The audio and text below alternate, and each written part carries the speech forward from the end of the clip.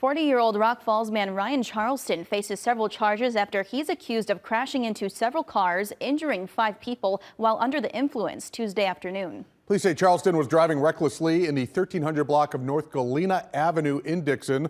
Police tried to stop him but failed. He later crashed into a car turning south. 2 other cars were also hit.